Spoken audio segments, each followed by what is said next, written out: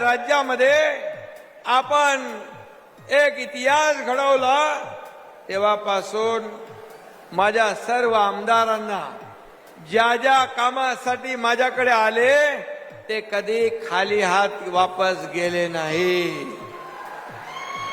आणि म्हणून मग पाण्याची योजना असेल, आपण अनेक उद्घाटन केली. दिघे साहेबांच्या नावाची योजना, बाळासाहेबांच्या नावाची योजना. सुहास अण्णाने जे जे मागितलं ते ते त्याला दिलं आणि जे जे मागेल यापुढेही ते ते त्याला देत राहणार.